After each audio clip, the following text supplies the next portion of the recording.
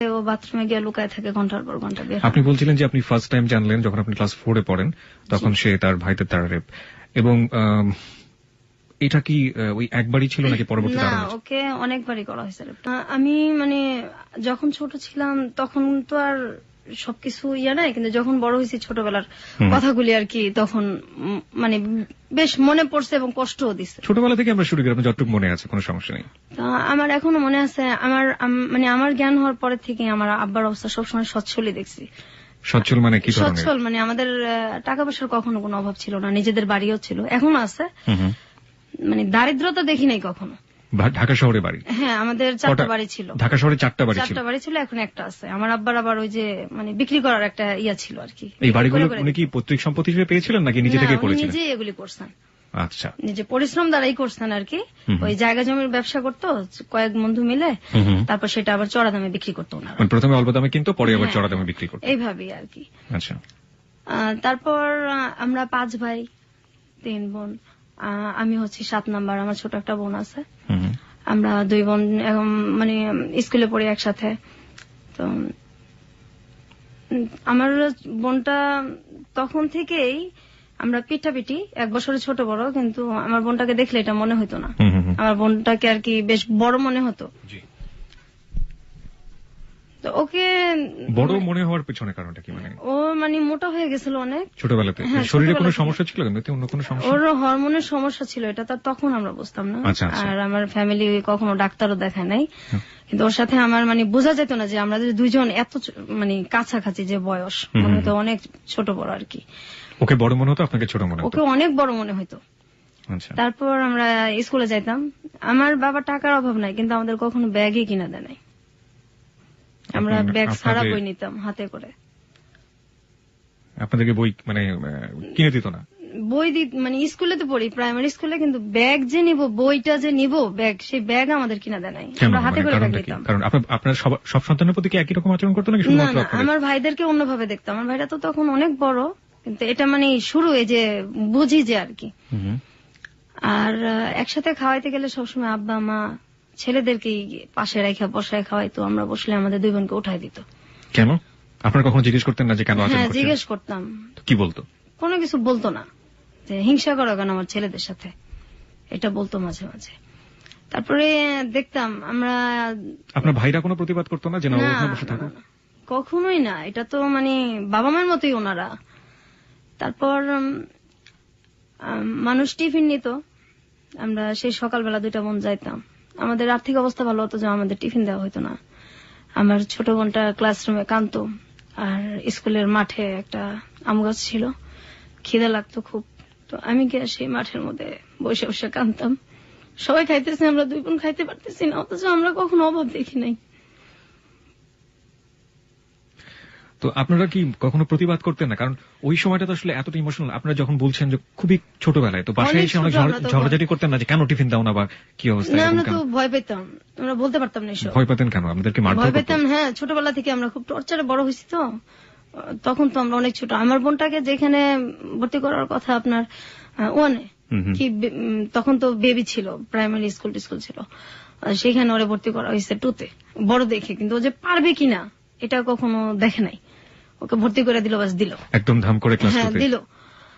তারপর আমরা একসাথে যাইতাম আসতাম। এই যে বৃষ্টি হইতো, তবু আমাদের কোনো ব্যাগ ছিল না। আমরা 2 বোন ফ্রকের নিচে করে বই আনতাম, আমাদের বই ভিজা যেত। আমরা সে বইটা গ্যাসের চুলায় বসে বসে 2 বোন শুকাইতাম। আমাদের ওই বই ছিল কি হইলো এটা দেখার মতো কেউ ছিল না।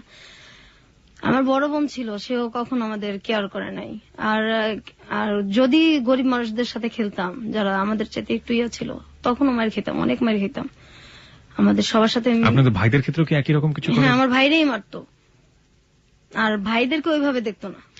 আপনার ভাইয়ের সাথে আপনার বয়সের ডিফারেন্সটা সেই সময় কতটুকু ছিল বা এখনো? আমার একটা ভাই আছে, সেটা হলো আমার বোধহয় 3 বছরের বড়, আর এরপর তো সবই বড়, অনেক বড়। কত বছরের ডিফারেন্স? যেমন আমি যদি মনে করেন আমি 1-এ পড়ি, তখন তারা 7-এ 6-এ পড়ে, এরকম। আচ্ছা, যাই আমরা আরো সামনের দিকে, গল্পের সামনের দিকে যাই। তো যখন এই মারধরগুলো করতো, আপনারা বাবা কিংবা মাকে নিশ্চয়ই বলতেন? ওনাদের সামনেই মারতো, সামনে তো একসাথেই তো সামনেই মারতো, কখনো কিছু বলতো না। মারার জন্য কোনো কারণ না না, এই যে খেলতেছি গরিবদের সাথে মারতেছে, বা এই সারাক্ষণ তো মানে এটা করো ওইটা করো, আমাদের 2 সেকেন্ডের জন্য 2টা বোনরে আমাদের মানে বসতে দিত না, সারাক্ষণ এটা করো। আর সুযোগ পেলেই আমার ঘাট টিপে দাও, পা টিপে দাও, হাত টিপে দাও, এগুলি চলতো। ভাই বলতো যে আমার ভাই ঘাট টিপে বলতো, দাও? হ্যাঁ। আচ্ছা, এটা কি স্পেসিফিকলি কোনো ভাই বলতো নাকি সবাই এরকম? বিশেষ করে ওই একজনই বলতো আর কি বেশি, তারপর সবাই ভাবেই ডাকতো আর কি। এটা একটা উসিলা ছিল, আর একজন সারাক্ষণই এটা করতো। তারপর আমি যখন ক্লাস 2তে পড়ি, আমি খেলতে যাইতাম, কিন্তু আমার বোনটা যাইতো না। ওর উপর দিয়ে তখন মানে কি গেছে, ও তো আমার চাইতে একটু ছোট। আমি 3তে উঠছি, 2তে না 3তে উঠছি। তা আমার বোনটাকে আমি কখনো খেলতে নিতে পারতাম না। আমি কেন নিতে পারতেন না? আমি মানে ও যাইতো না, আর খুব কথা কম বলতো, অনেক কথা কম বলতো। এমনি চুপচাপ, কিন্তু হঠাৎ করে খুব চুপচাপ হয়ে গেছে। আমরা 2টা বোন একসাথে শুই, একসাথে বড় হয়েছি আমরা, কিন্তু ওই সময়টা আমার মনে পড়ে এখনো যে ওরে আমি বাইরে হঠাৎ করে নিতে পারতাম না। আপনার ভাই বোনকে একই সাথে খেলাধুলা করেছেন কখনো? না না, আমি আর আমার এই ছোট বোনটা একসাথেই থাকতাম, একসাথেই খেলতাম। আমরা দুজন তো পিঠাপিঠি। তারপর আমি খেলতে যাইতাম, আমার বোনটা দূরে থেকে দেখতো, কিন্তু ও যাইতো না, ওরে আমি নিতে পারতাম না। জিজ্ঞাসা করলে কিছু বলতো না। পরে এক সময় আমি বুঝতে পারি আমার বোনটাকে আমার 3 ভাই মিলে রেপ করছে। ওকে, আপনি এটা বুঝলেন, আপনি মানে কখন কিভাবে আপনি এটা বুঝলেন, এবং কত বছর বয়স তখন আপনার? আমি তখন ক্লাস 3তে পড়ি, 4এ পড়ি। তখন তো কোনো মেয়ের একটা রেপ সম্পর্কে আইডিয়া থাকা উচিত না, বা জানেই না ব্যাপারটা। আপনি তো পরবর্তীতে বড় হয়ে এটা জিনিসটাকে বড় মূল্যায়ন হয়ে তো করেছেন, জিনিসটা আমি জানতাম। কিন্তু আপনি তখন কি দেখলেন আসলে? আমার বোন চুপচাপ হয়ে গেছে, আর শুধু বলতো যে আমার ওই জায়গাটা ব্যথা করে। এটাও আমার শরীরের একটা, আচ্ছা ঠিক আছে, আমার এই জায়গাটা ব্যথা করে। তো আমি তো এই জিনিসটা বুঝতাম না, তো বড় হওয়ার পরে বুঝতে পারছি। তো আপনি তাকে জিজ্ঞেস করেছিলেন যে কে এই কাজটা করেছে? হ্যাঁ, ও এটা আমাকে বলছে। আপনি তখন কি করলেন এটা জানার পর? এটা জানার পর আমি আমার বড় বোনকে বলছি। বড় বোন কি বলল? বিশ্বাস করে নাই, কোনো পাত্তা দেয় নাই কেউ ফ্যামিলিতে। এবং পরবর্তীতে এগুলির শিকার আমিও হয়েছি। এভাবে আমার বোনটা যখন ওর 10 বছর, এর মধ্যে ও বেশ কয়েকবার রেপের শিকার হয়েছে আমার ভাইদের। এটা ও কি করতো এই ধরনের ঘটনা ঘটার পরে? আপনি আপনার পরিবারকে বলেননি, আপনি বড় বোনকে বলার পরে আপনি আপনার বাবা মাকে বলেননি? তখন তো আমিও ছোট, জিনিসগুলোতে আমি বড় হওয়ার পরে মানে বেশি বুঝতে পারছি। আমিও তো তখন ছোট। একবার আমি মানে আমার বাবা মাকে বলছি জিনিসটা, আমি নিজেও বুঝি না, যতটুকু বুঝছি আর কি। তো বলছে তোমাদের জন্য কি আমার ছেলে বের করে দেবো? আমার ছেলেদের সাথে হিংসা করে, এই জন্য এরকম কথা বলো, আজে বাজে কথা বানায় বলো। বিশ্বাস করতো না, আর কিন্তু তারা শুনতেই চেত না, আমাদেরকে তো পছন্দই করতো না। হয়তো কেন এমন করতে জানি না, আমার তো আপন বাবা মা, আর ভাই বোন তো সবাই আপন। ওই সময় আমাদের পাশে কেউই ছিল না, আমরা 2 বোন একসাথে বড় হয়েছি, অনেক কষ্ট করে বড় হয়েছি, পাশে কেউ ছিল না। তারপর আমার বোনটা এরকম হইতে হইতে কথা বন্ধ করে দিল আস্তে আস্তে। একদমই যখন কথা বন্ধ করে দিত তখন বন্ধই থাকতো কথা। কতদিন বন্ধ থাকতো? 2 মাস 3 মাস বন্ধ থাকতো কথা। অনেক মারলেও কথা বলতো না, কারোর সাথে কথা বলতো না, কারোর সাথে কথা বলতো না। আবার যখন বলতো তখন হয়তো কিছুদিন বলতো, এরপর আবার বন্ধ। তারপর ও হঠাৎ করে বিছনায় প্রস্রাব করতো। এটা ওর একদম আগে ছিল না, তারপর হঠাৎ করে এটা হয়েছে। ওর যে মানে ডাক্তার দেখানো দরকার সেটা কেউ দেখাইতেছে না। তারপর ও চিল্লাচিল্লি করতো, খুব কষ্টে চিল্লাইতো, এগুলি বলতো। সেটার ওকে সাপোর্ট দেওয়ার মতো তো কেউ ছিল না, আর আমিও ছোট। তারপর ওই যে ভিজা কাঁথা এগুলির ওইভাবে উল্টায় রাখতো, আবার ওইটার মধ্যে এসে শুতো। এত শীত। আপনার মা কি করতেন? আমার মা কখনো আমাদের কেয়ার করে নাই। আমরা যদি কষ্ট পাই বলতাম, আমার মা একটাই কথা, আমার ছেলেদের সাথে হিংসা করো, তোমাদেরকে কি ভালোবাসি না, ভালোবাসা কি বড় করতেছি না, এরা কি ভালোবাসা? আপনাদের 2 নজরে দেখতেছেন, আমাদেরকে এত কষ্ট দেন, আমরা কোথায় যাবো? আমাদের তো কেউ নাই। আপনি আমার ভাইদেরকে একভাবে দেখেন, আমাদের 2টা বোনকে একভাবে দেখেন। কিন্তু আমার বড় বোনকে ওনারা এইভাবে বড় করে নাই, আমার বড় বোনকে ওনারা অনেক ভালোবাসা বড় করছে। আমাদের 2 বোনের বেলায় এরকম হয়েছে। তারপর আমার বোনটা যখন ক্লাস 5-এ পড়ে, 5-এ পড়ার পরে একদমই বিছানায়, প্যারালাইজ না, কিন্তু বিছানার মধ্যে গোসলও করতে পারে না, হাঁটতেও পারে না, নিজে হাতে খাইতেও পারে না। এখনো ওকে আমার বড় ভাবি খাওয়াই দেয়, গোসল করায় দেয়। আর তখন আমার বড় ভাবিটা তখন এরকম ছিল না, পরে আস্তে আস্তে মানে আমার মায়ের চাইতে বেশি ভালোবাসে। আমরা মেন ট্রিটমেন্টে যায়নি যে সময়টা এরকম হলো? না, আপনার পরিবার ট্রিটমেন্টে যায়নি? না, কখনোই না। কোন ধরনের ট্রিটমেন্ট করে না, কখনোই করে নাই। তো ও তো অসুস্থ হয়ে পড়লো 93 সালে। This track was downloaded from FusionBD.com. 93 সালে একদমই বিছানায় পড়ে গেল। তখন ওর বয়স কত? তখন ওর মনে হয় কত হবে, 93 ও ক্লাস 5 পড়ায়। আচ্ছা, বয়সটা ওটাই কি ও শেষ পড়া ছিল? পরের পড়াশোনা করতে না, হয়? এরপর তো একদম বিছনায়। আচ্ছা, একদম নিজে খাইতে পারে না, নিজে গোসল করতে পারে না, বিছানা থেকে ওরে ধইরা উঠাইতে হয়। কিন্তু ওর ভিতরে তো এই কষ্টগুলির কারণে ও আর কি এরকম হয়ে গেছে। তার মধ্যে ওর প্রচন্ড মোটা হয়ে গেছে। তো একবার ডাক্তার দেখানো হয়েছে, ডাক্তার বলছে ওর মানে ওর শরীরে হরমোন অনেক বেশি। আর যেটা হলো যে ওর খুব মাথা ব্যথা করতো। ওর যখন মানে কান্নাকাটি করতো তখন আমার বাবা মার কাছে আসতো না, কিন্তু আমাদের পাশের পাশের সব মানুষ চলে আসতো। এত রাত্রে এইভাবে কে কাঁদে? পাশের পাশের অনেক লোকজন চলে আসতো, কিন্তু আমার বাবা মা পাশের রুমে থাকতো, ওনারা কোনোদিন আসতো না, আইসা কখনো পাশে বসতো না। কোন সময়ই আমাদেরকে মানে অসুখ হইলে আমার বাবা মা কখনোই কাছে আসেনি। কিন্তু আমার ভাইদের যদি অসুখ হইতো তারা পাশে যাইতো, ফল নিয়ে বসে বসে খাওয়াইতো। তারপর আমার বোনটা যখন একদম পড়ে যায় অসুস্থ অবস্থায়, তখন আমার এই ভাবি ওরে এই শুরু করে টানা আর কি। আমার ভাবিটা এমন দিন গেছে যে আমার মানে দুধ জাল দিচ্ছে, ছেলেদেরকে খাওয়াইতো, আমার মা বাবা খাইতো, কিন্তু আমাদের দুই বোনকে কখনোই দিত না। এই দুধ যে মানে খাওয়াটা, আমাদের বাসায় সবসময় দুধ রাখতো, আমার ভাবি আমাদেরকে খাওয়াই মেন। আমরা ভাবির কাছ থেকে এটা শিখি। আর মায়ের ভালোবাসাটা আমার বড় ভাবি দিছে আমাদেরকে। পরবর্তীতে আমার সেজো ভাবি আসছে, উনিও এখন আমাদের আদর করে। কিন্তু আমার বোনটা এখন অসুস্থ। আমার বাবা আমার বোনটার কখনোই চিকিৎসার কথা বলে খুব রাগারাগি করে। একবার কিভাবে যেন অনেক ঝগড়ার পর আমার বোনটাকে ডাক্তার দেখানো হয়েছে। তো ওই যে ডাক্তার উনি বললো যে হরমোন বেশি, এটা ট্রিটমেন্ট আমি করব। আর ওর সিটি স্ক্যান করা হয়েছে, ওর মাথায় কোনো সমস্যা নাই। ওর মেন হলো তোমার মানসিক ডাক্তার দেখাইতে হবে। এটা দেখাইলে তারপর ধীরে ধীরে যদি ঠিক হয়, এর মধ্যে এছাড়া ওর কোনো আর ইয়া নাই। তো চিকিৎসাটা মনে হয় 2-3 বছর চলছে। তারপর আমার এক ভাই বলছে না, ওকে পাগল নাকি, ওর মানসিক ডাক্তার দেখানো লাগবে। তারপর এই কথা বলার পর ওর চিকিৎসা বন্ধ হয়ে গেছে। আমার আব্বা ওকে আর কোনোদিন ডাক্তার দেখা নাই।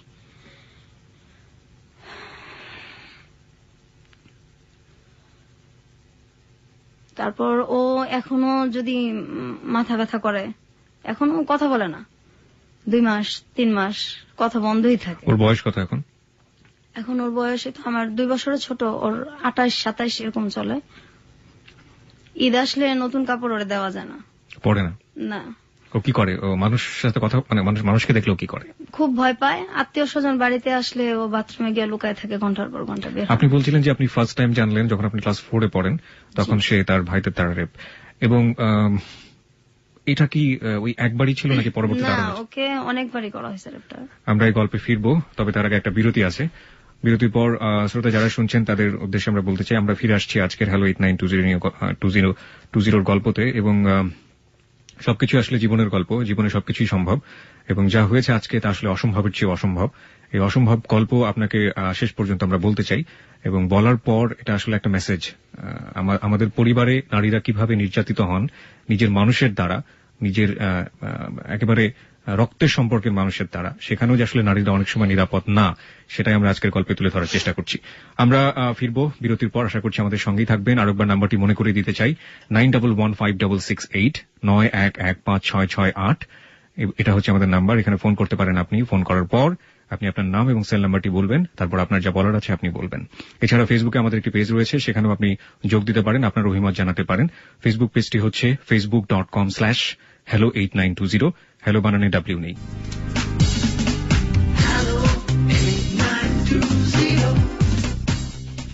সংবাদের আগে আমরা ছোট করে আবারও ফিরেছি এবং একটু পরেই সংবাদ রয়েছে। আমার মনে হয় যে আপনি বোধহয় একটু নার্ভাস ফিল করছেন। বিথি, আসলে কি একটু নার্ভাস? শরীরটাও না। আপনার তেমন একটা ভালো না, আপনি জি। বোধহয় একটু নার্ভাস ফিল করছেন। নার্ভাস ফিল করার আসলে কিছু নেই। আমরা মনে করি সবচাইতে জীবনে ঘটে যাওয়া ঘটনাগুলো, আপনি আজকে বয়স যদি আমি ভুল করে না থাকি, যেহেতু আপনার বোনের চেয়ে 2 বছরের বড়, 30-এর কাছাকাছি আপনার বয়স। জি। 30 বছর ধরে আপনি যে কষ্টটা বয়ে চলেছেন এবং সেই কষ্টগুলো আজকে আপনি আমাদের এবিসি লাখো শ্রোতার কাছে ভাগাভাগি করতে এসেছেন। নিশ্চয়ই আপনার একটি উদ্দেশ্য আছে, সেটা আমরা অনুষ্ঠানের শেষের দিকে জানবো। এবং এই যে এত কষ্ট করে বুকের মধ্যে লালন করে চলেছেন, এবং এমন কষ্ট যেটা আসলে কার কাছে কি আপনি আপিল করবেন, কার বিরুদ্ধে আপনি আপিল করবেন? জি। আপনার অনুভূতিগুলো কি ঠিক এরকম না যে ভাইয়েদের কাছ থেকে, আপনি আপনার বোনের কথা বলছিলেন, আপনার নিজের ক্ষেত্রেও কি এরকম ঘটেছে? অবশ্যই। একই বয়সে আপনার ক্ষেত্রে এরকম ঘটেছে? হ্যাঁ, আমার একই বয়স হয়েছে, আবার আমার পরেও হয়েছে, কিন্তু পরে ওর হয় নাই আর কি। হুম। তো আমি যখন 2তে পড়ি, তখন আমার ভাই একটা আমাকে ডাক দিয়ে বলতেছে যে এই ঘরে আসো, ওই 1 গ্লাস পানি দিয়ে যাও। আমি তো ছোটবেলা থেকেই খুব ভয় পাইতাম। কোন ভাই আপনার? এটা আমার সেজো ভাই, একজনই? একজন আর কি। হুম। তো ডাক দিতেছে, তো আমি গেছি পানি নিতে। তারপর এটা তো আসলে তখন বুঝি নাই, বড় হয়ে বুঝতে পারছি। তখন আপনি ক্লাস 2 তে পড়েন? 2তে পড়ি। তারপর আমি পানি দিতে যাওয়ার পর আমার ভাই আর কি দরজা আটকায় দেয়, জানলা আটকায় দেয়, আমার মুখ চাপা ধরে, এবং তার ধারে আমি রেপ হই আর কি। তো এটা আমি বাসায় জানাইছি, ওই সেম কথাই।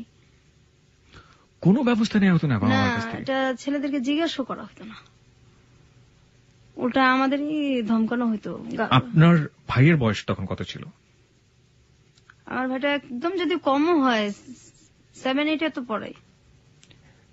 আচ্ছা, 7-6 মানসিকভাবে অসুস্থ ছিল কি আপনার না, ভাই? কখনোই না, ওরকম কোনো সিমটমই তাদের নাই। এমনি পাড়ার লোকজন, আপনারা যে পাড়ায় বসবাস করতেন, তারা আপনার ভাইদেরকে কিভাবে চিনতো, মানে কেমন মানুষ হিসেবে চিনতো? আসলে আমাদেরকে তো বাহিরে কম যাইতে দিত, খেলতেও কম দিত। আপনাদের 2 বোনকেই? হ্যাঁ, খেলতেও কম দিত, বাইরে যাইতে দিত কম। তারপর আমি যখন এরকম হয়েছি, হওয়ার পরে আমি কিছুদিন স্কুল যেতে পারি নাই। তো আমি খুব কান্নাকাটি করতেছি, মানে আমি কি বলবো, কাকে বলবো। তা আমি বাসাতে বলছি, এই কথা শুনছি, স্কুল যাইতে পারি নাই। এই যে যাই নাই, এর জন্য অনেক মারধর করা হয়েছে আমার। আমি স্কুল কেন যাই নাই, আমাদের যদি একটু খারাপ লাগতো আমরা স্কুল বন্ধ দিতে পারতাম না। তারপর আমার বোন যদি পড়তে না চাইতো, যে একদিন খারাপ লাগতেছে, পড়তে পারতেছে না, ওরে মানে ফ্ল্যাটের ওই মাথা থেকে একদম এই মাথা পর্যন্ত আমাদের মানে পড়ার ঘরটা হুম। চুলের টাইনা টাইনা তারপর হেঁচড়ে নিয়ে আসা হয়েছে। কে করতো এটা? এটা আমার মেজবাই করতো, এটা আমাদের স্যারের সামনেই করতো। আচ্ছা, আমরা গল্পের বাকিগুলো শুনতে চাই সংবাদের পর। রাত 12টার সংবাদের পর আমরা আসলে এই গল্পের শাখা প্রশাখা সবগুলোই জানার চেষ্টা করব। আশা করছি আমাদের সঙ্গেই থাকবেন। সংবাদ পর্যন্ত অপেক্ষা করুন, তারপরে গল্পের মূল জায়গাগুলোতে আমরা যাব। হ্যালো 8920 তো হ্যালো 8920 সংবাদের পর আমরা ফিরে এসেছি আমাদের অতিথি নিয়ে। আজকে আমাদের সঙ্গে আছেন বিথি, তার ছদ্মনাম বলবো আমরা আসলে গল্পের প্রয়োজনে ব্যবহার করছি। তিনি তার নিজের নামটাকে গোপন করেছেন, এবং আমরা আরো একবার বলে নিতে চাই, আজকের এই গল্পটি একটি বাস্তব গল্প, জীবনে ঘটে যাওয়া গল্প, এবং আমরা মনে করি যে কোনো সমস্যাই সেটা সমস্যাই থেকে যায় যদি সেটা গোপন রাখা হয়। এবং আসলে আমি বিথিকে শেষের দিকে জানতে চাইবো যে আসলে 30 বছর ধরে যে দুঃখটা আপনি গোপন করে রেখেছেন, সেটা আপনি কেন আজকে আমাদের সাথে শেয়ার করতে আসলেন, এবং শেয়ার করলে যেটা সমাধান হয়ে যাবে ঠিক তা না, তারপরেও তিনি আমাদের কাছে এসেছেন, কারণ আমরা বিশ্বাস করি হ্যালো 8920 হচ্ছে মন খুলে কথা বলার প্ল্যাটফর্ম। জীবনের যে কোনো গল্প সেখানে বলা যেতে পারে। বিধি, আমরা সংবাদের বিরতিতে যাওয়ার আগে আপনার কাছ থেকে জানছিলাম যে কিভাবে আপনারা ফ্যামিলিতে অ্যাবিউজ হয়েছেন, এবং আপনার ভাইরা যেটা করেছে, এবং আপনার বাবা মা সেখানে কোনো ধরনের কোনো ভূমিকাই নেয়নি। আপনি আপনার বোনের কথা বলছিলেন, আপনার বোন। তা আমার বোন তো এই যে এরকম হলো, তারপর আমার বাবা মা তো কোনো কেয়ারই নাই, অসুস্থ হয়ে পড়লো। কিছুদিন ওর চিকিৎসা চলার পর আমার ভাইটা যখন বললো, তখন তো চিকিৎসা বন্ধ হয়ে গেছে। বন্ধ হয়ে যাওয়ার পরে তো মানে আমিও এটা নিয়ে অনেক ঝগড়া করছি, আমার ভাবিরা করছে, এবং আমার যে বড় ভাইটার পরে যে মানে আমার যে সেজো ভাইটা, ওই ভাবিটার দেশের বাড়ি হচ্ছে চাঁদপুর। ওনার 2টা বাচ্চা আছে। ওনার হাজবেন্ড আমাদের সাথে সেম কাজটাই করছে। আমার ওই ভাইটা তখন 9-এ পড়ে, ও তখন বড়। আর হাজবেন্ড মানে হচ্ছে আপনার ভাইয়ের বাইরেও? না, আমার মানে বড় ভাইয়ের পরে যে ভাইটা বিয়ে করছে আর কি, একটা গ্যাপ মাঝখানে ভাই, তারপরে যে ভাইটা বিয়ে করছে ওই ভাবিটা ভালো। ওই ভাবিটার হাজবেন্ড যে এরকম করছে সেই ভাবিটাও জানে। আচ্ছা আচ্ছা। উনি আমাদেরকে বেশ সাপোর্টও দিছে। উনি ওনার হাজবেন্ডকে কখনো জিজ্ঞেস করেছেন আপনার জানা মতে যে তুমি এই ধরনের কাজ কেন করেছো? না, এটা বলতে সাহস পায় না, খুব ভয় পায় ভাবি। ওনারা কি মারধর করেন বউদেরকে? না, ওরকম তো কখনো দেখি নাই। আর এমনি খুব ভালোবাসে, ভাবির সাথে কখনো খুব একটা লাগালাগি হয় না, বাচ্চাদের নিয়েই হয় আর কি। আচ্ছা। মাঝে মাঝে ওর নিজের বাচ্চার সাথে, 2টা ছেলে যে আছে, ওই আমাদের সাথে যেরকম মানে টর্চারটা করতো, হাসি খুশি থাকাটা বোধহয় দেখতেই পারে না। কি ধরনের টর্চার করতো? গায়ে হাত তো তুলতো, এছাড়া কি ধরনের টর্চার করতো? তো আমার ধরেন আমি ওই যে স্কুলে যাব ছোটবেলা, আমি আমার বোনের ইয়েটা আগে শেষ করি। জি। আমার বোনটা তো অসুস্থ হয়ে গেল, তারপর চিকিৎসা বন্ধ, ওর মাথা ব্যথার জন্য আশেপাশে মানুষ চলে আসতো, বাবা মা তো কখনোই আসতোই না। আর আমার ভাইরা ওর চিকিৎসা বন্ধ, যে ও কি পাগল নাকি, ওর তুমি মানসিক ডাক্তার দেখাবা। আর মোটা হয়ে গেছে, ডাক্তার বলছে হরমোনের ট্রিটমেন্ট করলে এটা ঠিক হয়ে যাবে, না হয় এটা ওর অনেক সমস্যা হবে। আমার বাবা বলছে এগুলি কোনো কিছু নাই, মোটার জন্যই সমস্যা সব। এবং আমার ভাইরাও এটাই কথা। আর আমাদের সংসারটা তাই হয় যে আমার ভাইরা বলে আর কি, আমাদের কোনো ভ্যালু নাই, আমরা 2 বোন কোনো ব্যাপারে কোনো মন্তব্য দিতে পারি না। আর আমাদের যেভাবে চালাবে ওইভাবেই। আমার বাবা টাকা নাই, কিন্তু আমার 2 বোনের কাপড় চোপড় গায়ের এটা কখনো মানে দিত না, কাপড়েও আমাদের খুব কষ্ট দিত। আর আমাদের কোথাও যে চিড়াখানা বা বাচ্চাদের যে ঘোরার যে জায়গাগুলি, ঈদ আসতো বা এমনিতে, আমাদের কোথাও কেউ নিয়ে যায় না কোনোদিন, আমার আব্বাও না। আমরা এগুলি ছোটবেলা দেখি নাই চোখে, কখনোই না, ঢাকা থেকে এগুলি আমরা কখনোই দেখি নাই। তারপর কাপড় চোপড় যদি কোথাও যাইতে হতো, আমার এখনো মনে আছে, আমরা একটা জায়গায় যাব, তো আমাদের কোনো কাপড় নেই, আমাদের পাশের বাসার একটা মেয়ের কাছে গিয়ে আমার জামা চায় নিয়ে আসতে হয়েছে। অথচ আমার আব্বার কিন্তু টাকা আছে, কিন্তু কাপড় চোপড় এত কষ্ট দিত যে মানুষের কাছে গিয়ে আমাদের টাকা চায়, কাপড় চায় নিয়ে আসতে হইতো। অসুখ হলে ডাক্তারও দেখাইতো না। আমাদের ছোটবেলা টাইফয়েড হয়েছে, পরে ডেঙ্গু জ্বরও হয়েছে, আমার ডাক্তার আমার আব্বা দেখেন, আমার গলার চেন বিক্রি করে আমার চিকিৎসা করা লাগছে। আমার ছোট বোনেরও সেম অবস্থায়, ওর মাঝে মাঝে পা ফুলে যায়, একদম পা ফুলে, গাল টাল ফুলে যায়, খুব কান্নাকাটি করে। আমার আব্বার কোনো খারাপই লাগে না। আর আমার আব্বার কিন্তু একটু বাইরের মহিলাদের প্রতিও আছে, দুর্বলতা আছে, আসা যাওয়াও আছে। আমরা যখন খুব ছোট, আমার মা আর আব্বা দুজনেই কিন্তু মানে মরিদ হয়েছিল, আমাদের বাসায় গান হইতো, পীরের মরিদ গান বাজনা হইতো, আমরা এটা পছন্দ করতাম না। তখন খুব আমার মা মানে কোনো কিছু নিয়ে যদি রিয়াক্ট করতাম, খুব গালাগালি করতো, আব্বাও সেম, আর ভাইরা তো আছেই। আমাদের বাসায় অনেক লোকজন আসা যাওয়া করতো, এটা আমরা কখনোই পছন্দ করতাম না।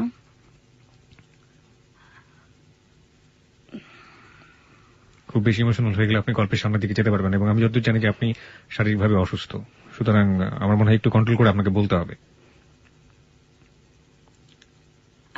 আমি আর আমার ছোট বোন, আমার বোনটা যখন 6-এ পড়ার বয়স, ওর তো 5-এ পড়া আর যাইতে পারলো না, একদম অফ। এর মাঝে তো আমি আগেই বলছি যে আমিও রেপ হয়েছি। তারপর আমি যখন, আমার বোনটা অসুস্থ শুয়ে আছে, আমার মাকে আর কি একটা ছেলে ধর্মের মা ডাকে, তো উনি আমাদের বাসায় আসে অনেক রাত্রে। আমাদের বাড়িটা ছিল অর্ধেক দোতলা অর্ধেক একতলা। আমি আর আমার বোনটা যে রুমে শুইতাম, তার পাশে আমার আব্বা আম্মার রুম ছিল, তারপরে ছিল বাথরুমটা। তো ওই লোকটা রাত্রে মানে আসে আমাদের বাসায়, আসার পরে আমার আব্বা আর মা আমার ভাইদের সাথে ওরা শুইতে না দিয়ে, আমাদের কিন্তু জায়গা আছে, ড্রয়িং রুমও আছে, আমাদের রুমে পাঠাই দিছে আমাদের সাথে শোয়ার জন্য। তো আমি উঠে গিয়া বলছি যে আমাদের এত জায়গা আছে, উনি আমাদের সাথে কেন শুবে? তখন বলছে ওইখানে শুলে সমস্যা কি, তোমার ভাই না? ভাই বলে কিছু না, ভাই শব্দ তো ঘৃণা করি ছোটবেলা থেকেই, ভাই নামটাই ঘৃণা করি আমরা, ভাই আবার কি, ভাই বলে কিছু নাই। তারপর ওই লোকরা আমাদের সাথে শোবে, পরে আমরা কি করব, আমরা 2 বোন সারা রাত একসাথে না ঘুমায় বসে আছি, আর ওই লোকটা আমাদের বিছানার মধ্যে শুয়ে আছে।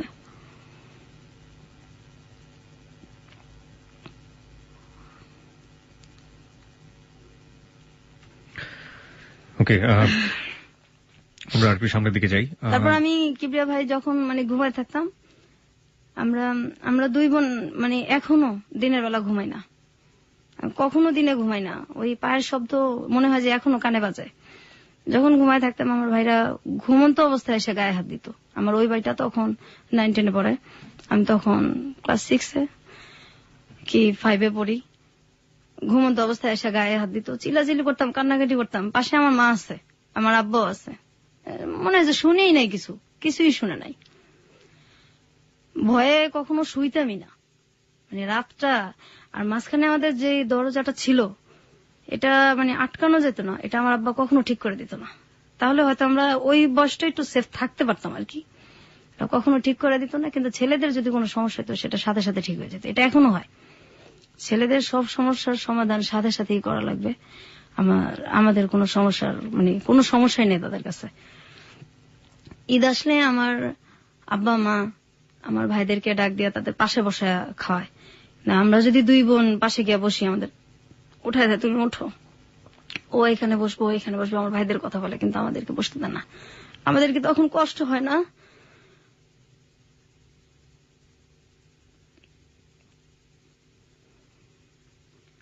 আমি সবসময় বলতাম যে আমরা কি মানে আপনাদের সন্তান না? আর আমরা 2 বোন খুব মানে তখন থেকেই কল্পনা প্রবণ হয়ে পড়ি যে কত মানুষ যায় রাস্তা দিয়া, যদি ওই লোকটা এসে বলতো যে আমি তোমাদের বাবা, তোমাদের রাস্তায় ফালাই গেছি, তো তোমরা হারাই গেছিলা, ওরা তোমাদের পাইছে। আমরা সবসময় এই জিনিসটা ভাবতাম, যদি কেউ এরকম আসতো।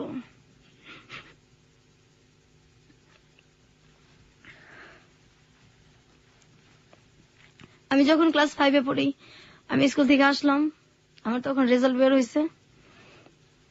আমি বাসায় এসে দেখি আমার যে বড় ভাইটার বয়স তখন সম্ভবত 30-35-এর কাছাকাছি। আমি তখন ক্লাস 5-এ পরীক্ষা দিয়ে আসলাম, ফাইনাল রেজাল্ট নিয়ে আসছি বাসায়। আমি এসে দেখি একটা আমার বড় ভাইয়ের মতো কি তার চাইতে একটু বড় এরকম একটা লোকের সঙ্গে আমার বিয়ে ঠিকঠাক আমার বিয়ে দিয়ে দিবে। মানে আমি তো খুব কান্নাকাটি করতেছি, আমার ছোট বোন, আমরা অনেক কান্নাকাটি করতেছি, আমার 2টা মামাতো ভাই, ওরা বলতেছে এটা কেমন কথা, এত বয়স্ক লোকের সাথে আর ও পড়ে, কিসের অভাবটা কি যে ওরা বিয়ে দিয়ে দিবে। আমি আমার বাবার পায়ে ধরে কান্নাকাটি করছি, আমার বিয়ে দেন না, আমার পড়ান, আমি যখন বড় হব আমি আমার পড়ার খরচগুলি আপনারা আমি দিয়ে দিব, তো আমার বিয়ে দেন, আমি পড়তে চাই।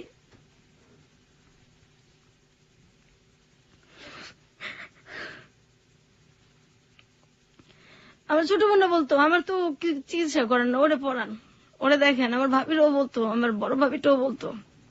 আমার আব্বা মা কারো কথা শুনতো না। তারপর ওই বিয়েটা আমার মামাতো ভাই, আমি, আমার ছোট বোন, আমরা মিলা এটারে মানে ওই লোকটাকে বাড়ি থেকে তাড়াই আর কি, অনেক অপমান করে যতটুকু ওই বয়সে কুলাইছে। আর এই জন্য আমার যে ভাইটা বেশি টর্চার আমাদেরকে করছে, ওই ভাইটা আমাদেরকে অনেক মারছে ওদিন রাত্রে। আমরা আমি স্কুলেও 4-5 দিন যাইতে পারি নাই, আমার এত জ্বর আসছে।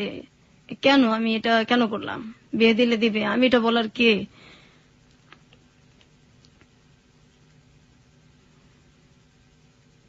তারপর আমার ছোট বোনটার জন্য খুব খারাপ লাগতো, ওর কাপড় চোপড় তো কখনো পড়তে চেত না, আর তখন থেকে আত্মহত্যার খুব চেষ্টা করতো। আমি গাছ লাগানোর খুব শখ ছিল আমার, ওই এন্ডিল গ্রাম থেকে নিয়ে আসছি, ধান খেতে দেয়, সেটাও মুখে নিছি, মরে যাবো এই। আপনার বোন আত্মহত্যার চেষ্টা করেছে, এটা আপনি কিভাবে জানলেন? হ্যাঁ, একদিন ওই ইঁদুরের বিষ আনা হয়েছে আমাদের বাসায়, তো সেটা পাওয়া যাইতেছে না। তারপর ওর ড্রয়ারে গিয়ে আমরা ওইটা দেখছি, আর পরে দেখছি যে ও বিছনার মধ্যে একদম কেমন করতেছে, মানে খাওয়ারও বেশ একটা চেষ্টাই করছে, খাইতে পারে না, ওইটা আমরা ফালাই দিছি। আরেকদিন ফ্যানের সাথে চেষ্টা করতেছে, দরজা আটকায় ওনা টোনা বাইন্ধে ফেলছে। তারপর দরজা জোরে আমার বড় ভাবি, ভাস্তি সবাই মিলে আর কি ভাঙ্গা হয়েছে। তারপর আত্মহত্যা করতে পারে না সেদিন, এখন ওই চেষ্টাটার মধ্যে আছে। ও কি এখন পুরোপুরি মানসিক রোগী? একদম মানসিক রোগী। ও মানুষ দেখলে ভয় পায়। কি করে মানুষ দেখলে? এই যে বাথরুমে ঢুকে যায়, তারপর এত গরম, এই গরমের মধ্যে কাঁথা মোড়া দিয়ে শুয়ে থাকে। এখনো গরমের মধ্যে কাঁথা মোড়া দিয়ে শুয়ে থাকবে, কার সাথে কথা বলবে না। ঈদ আসলে তো জামা সে পরবেই না, নতুন কাপড় সে পরবে না। তারপর ঘরের যে একটা আসবাবপত্র চেঞ্জ, এটা সে সহ্য করতে পারে না। আর ভাইদের সামনে যায় কখনো? কিসের? আপনার ভাইদের সামনে কখনো যায়? বা ভাইরাও এক বাড়িতেই তো সামনে পরেই আর কোন মানে উদ্ভট আচরণ কথা হয় না খুব একটা, কথা হয় না, আর তো সহ্য করতে পারে না, আর মানে রিয়েক্ট তো এখন আর হয় না, করে কি করবে, কোথায় যাবে। আমি জোরে নিয়ে আসবো, আমার যে ছেলেটার সাথে এখন বিয়ে হয়েছে ওটা তো আমি, আমার বোনকে তো আমি একসময় আনতেই পারবো, কিন্তু চিকিৎসা যে আমি করবো সেই অ্যাবিলিটিটা আমার এখন নাই। আপনার বাবার তো অনেক টাকা আছে, তারা সে এখন পর্যন্ত চেষ্টা করছেন না, তারা করবেও না। আমার আব্বা বলছে আমি যে কদিন বাচ্চা আছি এভাবেই চলুক, আমার চিকিৎসা আমি করতে পারবো না।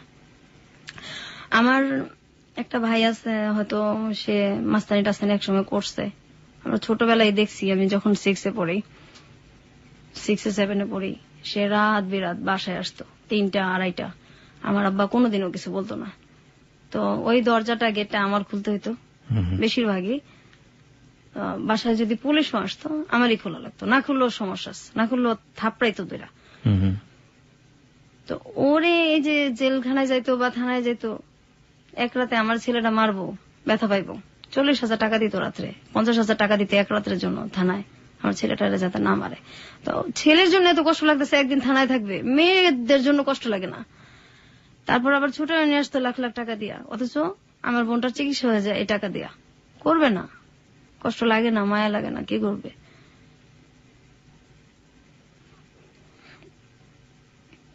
আমার মাও এরকমই ছিল, মা বাবা দুইজনই ছেলেদের প্রতি দুর্বল। আপনি সর্বশেষ এই দুর্ঘটনার শিকার হয়েছেন কত বছর বয়সে? তখন ক্লাস 8-এ পড়ি।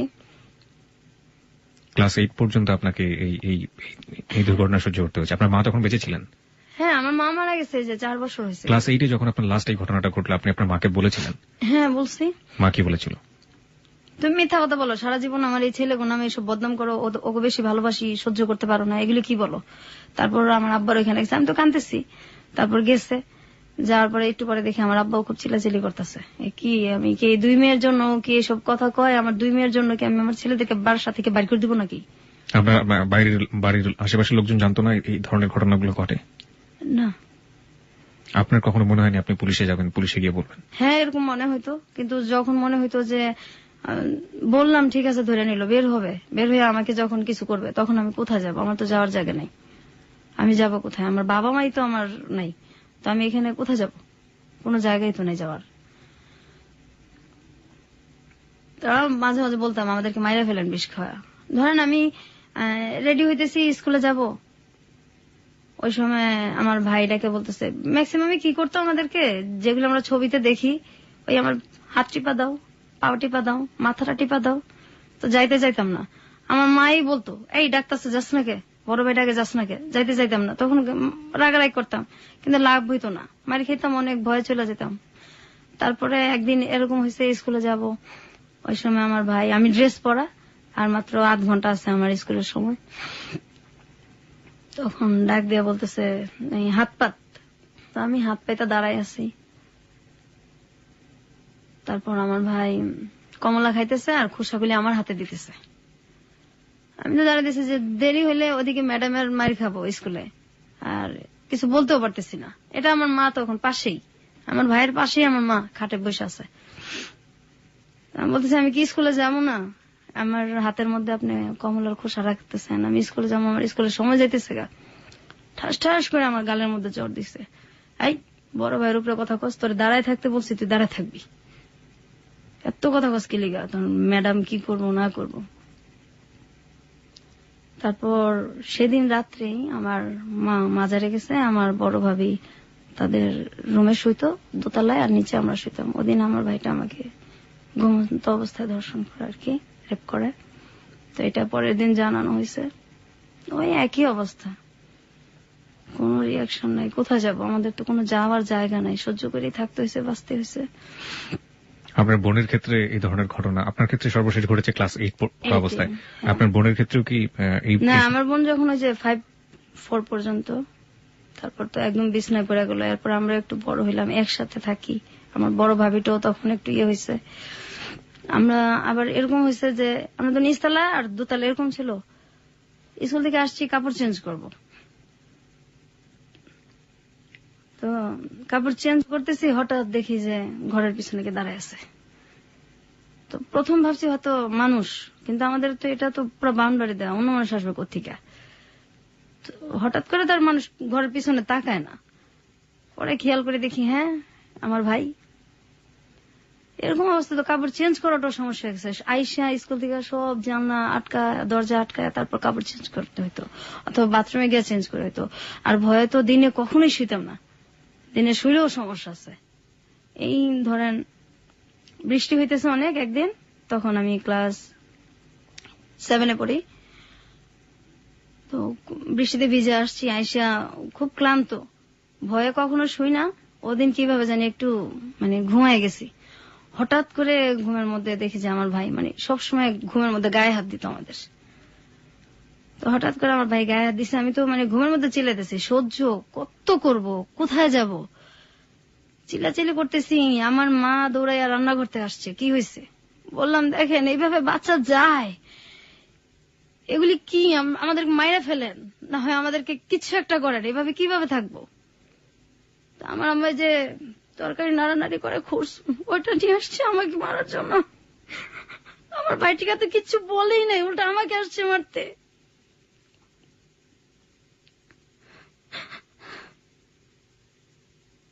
This track was downloaded from FusionBD.com.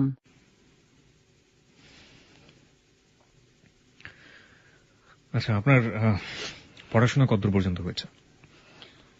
আমি ইন্টার্ন পরীক্ষা দিচ্ছি, এক সাবজেক্ট খারাপ করছি, পড়ার দেওয়া হয় নাই। আমি এ পর্যন্ত তো গেল, তারপর 9-এ উঠলাম। 9-এ ওঠার পরে আমার ওই সময় থেকে আমার আব্বা পড়ার খুব কষ্ট দিত, বই দিত না, বই দিলে খাতা দিত না। তারপর অনেকদিন ঘুরাইতো, ম্যাডাম স্যারদেরও মার খেতাম, হইতো না। আর স্যার আমি যখন ক্লাস 6-এ উঠছি তখন পর্যন্ত আমার স্যার, এরপর আর আমাদের স্যার রাখে নাই। যখন আমি 8-এ 9-এ উঠলে তো আর নিজে থেকে পড়া যায় না, অঙ্ক ইংলিশ এগুলি তো লাগেই। তো পড়া না পারলে মারি খেতাম, বাসায়ও মারি খেতাম, আর পড়া না পারলে স্যারদের কাছেও মারি খেতাম। তো যে আমার ক্লাসের যেসব মেয়েদের সাথে সম্পর্ক ছিল, ওদের ভাই ছিল, তো ভাই শব্দটাকেই ঘৃণা করি। যাদের ভাই ছিল ওদের বাসায় আমি কখনো যাইতাম না। আর যাদের দেখতাম ওর বাবা মা বেশি আদর করে, ওখানেও যাইতাম না, কখনোই যাইতাম না, ভাল লাগতো না যাইতে, সহ্য হইতো না। তারপর আমার তো স্যার নাই, আমি সবসময় মারি খেতাম। আমি ক্লাস 9-এ আমার অঙ্ক খারাপ হয়েছে, ওই মেয়েদের কাছ থেকে দেখে দেখে ভেবে পরীক্ষা দিছি। অঙ্ক যখন খারাপ হয়েছে তখন আমি বাসায় আসছি, যে ম্যাডাম বলছে গার্জিয়ানদের সিগনেচার নিলে উঠাই দিবে, আমার অন্য সাবজেক্ট গুলি খুব ভালো, তা আমাকে উঠাবে না, গার্জিয়ান সিগনেচার না করলে ম্যাডামও তো উঠাই দিবে না দরখাস্ত। ম্যাডাম বলছে তুমি দরখাস্ত দাও, উঠাই দেবো। তো 5-6 দিন হয়ে গেছে, তারপর ম্যাডাম আমাকে বলতেছে যে সবাই হয়ে গেছে, ভর্তি হয়ে যেতেছে, তো তোমার তো সব মার্ক ভালো, শুধু এটার জন্য তুমি আনলো না তোমার গার্জিয়ানের সিগনেচার দিয়া দরখাস্তটা। পরে বলছি ম্যাডাম আমাকে তো আমার বাসা থেকে বলা হয়েছে যে আমাকে মানে ওঠাবে না, আমাকে এই ক্লাসে রাখবে। তখন ম্যাডাম বলছে কেন, তোমার সবগুলি ভালো, আমি যেখানে ক্লাস টিচার হয়ে বলতেছি সেখানে তোমার গার্জিয়ান কি, তো দাও আমি সিগনেচার হয়ে তোমার গার্জিয়ান হয়ে আমি তোমাকে উঠাই দেবো। তারপর ম্যাডাম, আমি তো আর বুঝতে পারি না, আমি খুব খুশি হই আর কি, ম্যাডামের সিগনেচার দিয়া তারপর আমাকে উঠায় দেওয়া হয়। তো আমি পরের দিন এসে আমার আব্বাকে বলি আর কি যে আমার নতুন বইটি লাগবে, আমার উঠাই দিছে ম্যাডাম। এই কথাটা শোনার পর আমার যে বেটা বেশি টর্চার করছে আমাদের, ও আইসা ঠাস ঠাস করে আমার গালের মধ্যে চড় দিছে, এত পণ্ডিত কেন, আমি উঠাবো না, ম্যাডাম তোরে বলবো কেন, আর ম্যাডাম বললে তুই উঠাবে কেন, তুই কস নাই আমার কথা। হ্যাঁ বলছি তো, আমি উঠবো না কেন, আমার তো সবগুলিতে রেজাল্ট ভালো। আমাকে কিবরিয়া ভাই এত মারছে, আমি মনে 10-12 দিন আমার জ্বর ছিল। আমার আব্বা কিচ্ছু বলে নাই, মাও কিচ্ছু বলে নাই, আর বলার তার কেউ নাই। তারপর তো স্কুলে গেছি আসছি, তো ওই এক সাবজেক্ট আমার সবসময় খারাপ হতো। আমি যখন পরীক্ষা দিব তখন 99 সাল, আমার সাথে সবাই পরীক্ষা দিতেছে, আমাকে দেওয়া হবে না পরীক্ষা, যে এটারে পরীক্ষা দেওয়াবো না, এটা 1 বছর ঠিকই রাখবো, এটা পরীক্ষা দেওয়াবো না। আমি অনেক কান্নাকাটি করছি, পরীক্ষা দেওয়াবো না। তখন 2000 সালে আমার যেটা বড়, ও বলতেছে না পরীক্ষা না দেওয়ালে কিভাবে হইব, সবাই দিতেছে। ও বলতেছে যে এখন তো সময় নাই, ওটা মানে রেজিস্ট্রেশন হয়ে গেছে, তো ও আমার দেখেন যেভাবেই হোক আমি পরীক্ষা দেবো, আমি পড়বো। তারপর আমার তো ম্যাট্রিকের সব বই আছে, আমি পড়তেছি। হঠাৎ করে যখন ওই রেজিস্ট্রেশন মানে আমার করতে হবে, তখন আমি গেছি। যার পর আমি গিয়া দেখি যে এটা একটা মাদ্রাসা। কারণ আমি তো আরবি কিছু পারি না। তা আমি বলছি, আপনি ঠিক করলেন এসএসসি আর এখানে তো দেখি আমি মাদ্রাসা, এখন আমি কিভাবে পরীক্ষা দিব? না, এইভাবেই দিতে হবে। আমি এইভাবে কিভাবে দিব? আমি তো ফেলই করবো, আমি এগুলি কিছুই পারি না, আমি কিভাবে দিব? তারপরও আমি যে যদি না দেই আমাকে তার দেওয়া হবে না, আমি সাহস করে আমি পরীক্ষা দিছি। তো কিভাবে দিছি, আমি যেখান থেকে পরীক্ষা দিছি মুন্সিগঞ্জ থেকে, ওইখানে আমি আর্থিক অবস্থা দেখছি যে সবকিছু যারা আসছে এদের মধ্যে আমার মানে মোটামুটি আমি সচ্ছল আর কি সবচেয়ে। তো সবার এরকম অবস্থা ছিল যে আমি সবচেয়ে গরিব, কারণ আমার আব্বা তো কাপড় চোপড় দিত না আমাদের। তা আমার 2-3টা জামা নিয়ে গেছিলাম আর এক জোড়া শুধু জুতা নিয়ে গেছিলাম। তো সেই জুতাটা ছিঁড়া যায় আর এটা আমি ঠিক করতে পারি না। তা আমার একটা ভাই একদিন যেটা আমাকে পরীক্ষাটা দেওয়াইলো, ওরা আমি বলছি আপনার কাছে টাকা আছে, আমার একজন স্যান্ডেল কিনা দেন, পরীক্ষা দেওয়ার সমস্যা হবে। তখন আমার 3টা পরীক্ষা হয়েছে। আচ্ছা না, এইভাবেই দিতে হবে, সিরাটা পরে পরে ল্যাংড়া ল্যাংড়া যাবি পরীক্ষা দিতে, টাকা দিতে পারবো না। আমার কাছে টাকা দিছে, এগুলি আমার, এগুলি তোর স্যান্ডেল কিনা দেওয়ার জন্য দেয় নাই। এখন কি করবো, আমার তো স্যান্ডেল নাই। আমি স্যান্ডেল রাইখা আমি খালি পেয়ে গেছি পরীক্ষা দিতে। ম্যাজিস্ট্রেট আমাকে বলতেছে যে তুমি খালি পেয়ে আসছো কেন? যে ফকির সেও তো স্যান্ডেল পরে আসে, পরীক্ষা দিতে আসছো, ভদ্রতা জানো না? পরে বলছি, স্যার আমি তো মানে আমার স্যান্ডেল তো ছিঁড়ে গেছে, এর জন্য তো আমি স্যান্ডেল পরে আসতে পারিনি। ও পরীক্ষাটা আমি দিছি, পরের দিনও আমি সেম ভাবেই গেছি। তখন ম্যাজিস্ট্রেট আমার সাথে খুব খারাপ ব্যবহার করছে, এটা কি তুমি স্যান্ডেল পরে আসবা না, পরীক্ষা দিতে আসছো, এটা কোনো কথা হইলো? আমি খুব কান্নাকাটি করছি। তারপর আমি অন্য মানুষের কাছে চাইয়া, তারপর মানুষের কাছ থেকে স্যান্ডেল চাইয়া নিয়ে আমি পরীক্ষা দিছি। আমার ওইখানে জামার অনেক কষ্ট করছে আমি।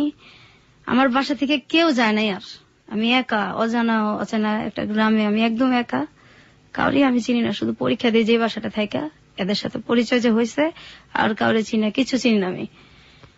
আমার বাসা থেকে কেউ যায় না বিধায় গার্জিয়ান না গেলে তো কোথাও কারো ভ্যালুই থাকে না। 7 দিন একাধারে শুধু ডাল দিয়ে ভাত খাওয়াইছে। আমার অনেক কষ্ট হয়েছে।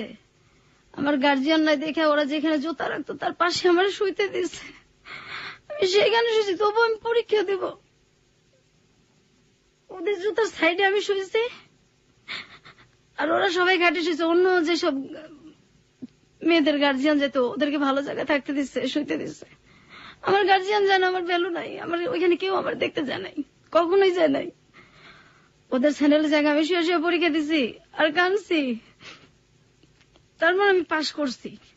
আমি বলছি, আব্বা আমি কিন্তু পড়বো, আমার আপনি কষ্ট করে পড়াবেন, আমি পড়বো। আমি বলছে ঠিক আছে পড়ো। আমি খুব খুশি, কিন্তু আমার কলেজে ভর্তি করে না, কলেজে ভর্তি হওয়ার টাকাও দেয় না। আমি অনেক কষ্ট করে সব জায়গায় ভর্তির ডেট শেষ, অনেক কান্নাকাটি করে আমার আব্বুর কাছে, অনেক পায়ে ধইরা তারপর আমি ভর্তি হয়েছি। ভর্তি হওয়ার পর এখন আমার বই কিনা দেয় না, বই ছাড়া কিভাবে পড়বো? তারপরে অনেক কষ্ট করে পড়তেছি। যখন সবাই চলে যেত, ছুটি হয়ে যেত, ক্লাস যার যার এক এক সময় এক একজনের ক্লাস শেষ, যখন পুরা কলেজটা ফাঁকা হয়ে যেত, তখন আমি লাইব্রেরিতে যাইতাম। লাইব্রেরি স্যারের হাত ধরে কাঁদতাম যে স্যার আমি খুব গরিব মানুষ, সব শেষ হয়ে গেলে আমার আপনি একটু নোট করতে দিবেন, আমার তো বই নেই। আমার তখন মাত্র 6টা বই ছিল। স্যার বাকি বইগুলো আমি প্রত্যেকদিন এসে নোট করে করে নিয়ে যাব, আমার আপনি একটু সময় দিবেন। স্যার বলছে ঠিক আছে তুমি নোট করে নিয়ে যাও। সবাই চলে যেত, তারপর আমি সন্ধ্যার সময় বাসায় আসতাম, এই নোট করে করে আমি পরীক্ষা দিছি। আমি একটা সাবজেক্ট খারাপ করছি, আমি অনেক কান্নাকাটি করছি, পরে আমার আর পরীক্ষাই দেওয়া নেই আমার আব্বা।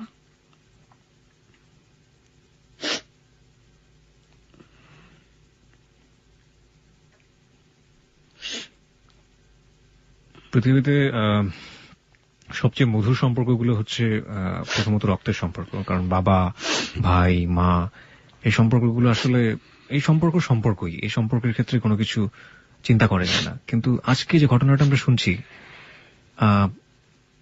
জীবন আসলে কখনো কখনো বোধহয় কোনো কোনো জায়গায় কোনো কিছুই কোনো নিয়মকেই ক্ষমা করে না। আসলে এই ঘটনাটা আসলে সেরকমই একটা ঘটনা।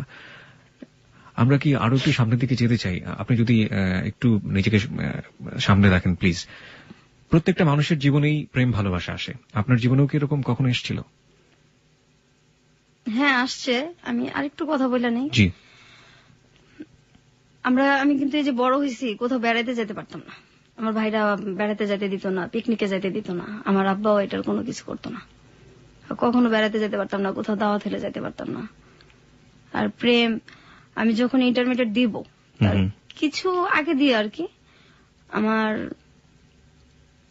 মানে প্রতিবেশী এক ছেলের সাথে আমার সম্পর্ক হয়। ওই প্রপোজাল দেয়, সম্পর্ক হয়। হওয়ার পরে আমি শুধু ঠিক করতেছি যে আমি ওকে আমার ফ্যামিলি সম্পর্কে বলবো। জি। তো যখনই বলি তখনই বলে তোমার ফ্যামিলি দিয়ে বা তোমার কোনো অতীত দিয়ে আমার দরকার নাই, আমার ওগুলি দিয়ে কোনো কিছু দরকার নেই। ও তখন অনার্সে পড়ে। আচ্ছা। আমি আমার ফ্যামিলিতে জানাবো। ও অনেক গরিব ছিল, আমাদের ফ্যামিলির তুলনায়। এখন আমার ফ্যামিলির ভিতরে কি এটা তো ও জানে না। জি। বাইরে থেকে তো বড় লোকই। ও সবসময় বলতো যে আমি তোমার সাথে কোর্ট ম্যারেজ করবো, তোমার ফ্যামিলিতে বললে তো আমাকে বিয়ে দিবে না। পরে আমি বলছি না, আমি রাজি করাবো। তো আমার কিছু কথা আছে, এটা তুমি শোনো, তারপর ভাল লাগলে সম্পর্ক আগায়। বলছে না পরে। তো এই শুনে না যখনই বলতে চাই যে আমার একটু একটু টাচ দেই, কিন্তু ওই যে জিনিসগুলি ওগুলি সুযোগটা হয় না। আর আমিও বলার যে ইয়াটা মনের, ওইটাও আমি সঞ্চয় ওই তখন সাহসটাও পাই না। যে আমি তো একা, যদি ও চলে যায় তো আমি তো এরপরে তো একদমই একা হয়ে যাব। কত বছরের সম্পর্ক ছিল ওর সাথে? 2 বছর। ওকে। তারপর একটা সময় আমার তখন আমার আব্বা তো পড়াবেও না, বিয়েও দিবে না। তারপর ওরে আমি ওই সময়টায় ওর সাথে যখন আমার সম্পর্কটা প্রায় 2 বছর কাছাকাছি, ওরও অনার্স শেষ হয়ে আসছে, শেষই পরীক্ষা দিছে অনার্স। তখন ওকে আমি বলছি যে তোর সাথে কিছু কথা আছে, আজকে আমার কথা শুনতেই হবে। তা বলছে ঠিক আছে শুনবো। ওই সময় আমার একটা ভাই যে কোনো কারণবশত আর কি একটু জেলখানায় যায় আর কি। ওই ভাইটার আমরা কখনো দেখতে পাই না, ওই তো সেম ভাই আমার, ওই ভাইরাই। ওইটা নিয়ে আমার কোনো মাথা ব্যথাও নাই, কিন্তু এটাও ও জানে আর কি, আমাদের একই এলাকায় যেহেতু ও জানে। জানার পরে তো আমি বলছি যে এই জিনিসটা নিয়েও কথা বলবো আর আমার ফ্যামিলি সম্পর্ক কথা বলবো। আর ও ঠিক করছে, ওর বাবা মাকে পাঠাবে আমাদের বাসায়। ফ্যামিলি সম্পর্কে কথা বলবেন আপনি যে ভায়োলেন্সের শিকার হয়েছেন আপনার ভাইদের দ্বারা লম্বা একটা সময়, এটা আপনি বলতে চাচ্ছিলেন? এটা আমি বলতে চাইতেছি, কিন্তু আপনি সুযোগ পাচ্ছিলেন না। আমি সুযোগ পাইতেছি না, আর ও শুনতে চাইতেছে না। আর দেখা তো আমি 4 মাস 5 মাস পরপর করতাম। এত তাড়াতাড়ি দেখা করতাম না।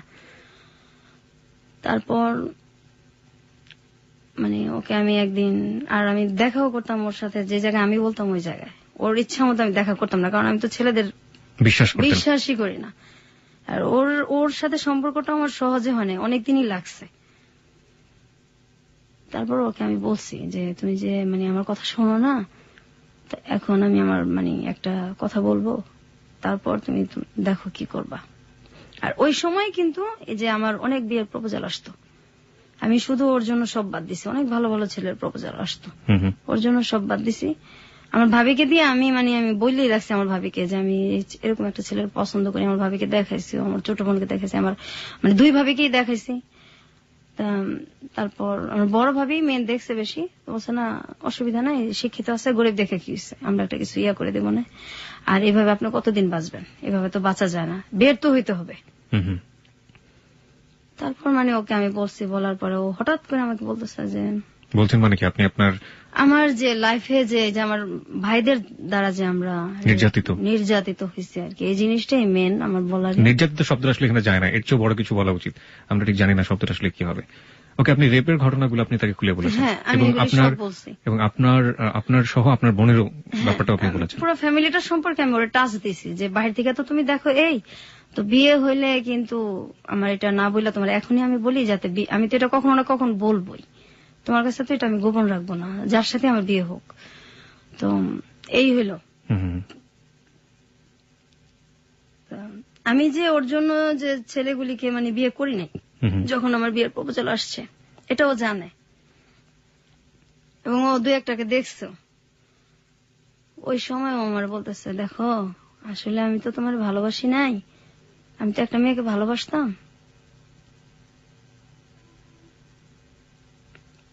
ওই মেয়েটাকে ভুলার জন্য আমি তোমার সাথে সম্পর্ক করছি। এই ঘটনাগুলো জানার পর জানার সাথে সাথে ও আমার এই কথাটা বলছে। আমার তো পায়ের নিচের মাটি তখন নাই। তারপর আমি অনেকটা অ্যাবনর্মালের মতো হয়ে গেছিলাম। 20 দিন 15 দিন পরপর মাথা আঁচড়াতাম, একদম একা হয়ে গেছি। কোথাও কেউ নিত না, বা মনটা ফ্রেশ করার জন্য কেউ নিত না। তারপর হঠাৎ করে আমার এখন যার সাথে বিয়ে হয়েছে আর কি, এর অনেক বছর পরেই, প্রায় 5-6 বছর পরে, 7-8 বছর পরে, আমি মানে এই যে আমি কষ্টটা করলাম, আমার আব্বা আমাকে আর পড়ায়ও না। আমি তো তখন ইন্টার এক সাবজেক্ট খারাপ করে আর দেওয়া হইল না, আর ওর সাথে এটা হইলো। তারে প্রায় 1 বছরের মতো আমি একদম চুপচাপ। আমার মানে আমি কি করব, কোথায় যাব, মানে কষ্ট আর সহ্যই করতে পারতেছিলাম না। আবার ছেলেটা এরকম করছে আমার সাথে। ও কি পরে বিয়ে করে ফেলে সঙ্গে সঙ্গে? না, আর অনেক পরে করে। আর পরে যোগাযোগ করেনি আপনার সাথে? না, কখনোই না। এবং আপনার ভাইরা যে এই আপনি যখন খুলে বললেন যে আপনার ভাইরা আপনাকে এই ধরনের আচরণ করেছে আপনার সঙ্গে, ওর এই ব্যাপার নিয়ে আর কোনো কথাই বলেনি? কোনো কথাই বলে না। ও বলছে আমি আসলে একটা মেয়েকে ভালোবাসতাম, ওকে ভুলার জন্য আমি তোমার সাথে সম্পর্ক করছি। এর পরের ঘটনাগুলো আমরা জানবো শ্রোতা যারা শুনছেন। এবং আজকে বিথির বর আমাদের সাথে উপস্থিত আছেন। বিথির বরের কাছেও আমাদের কিছু প্রশ্ন আছে।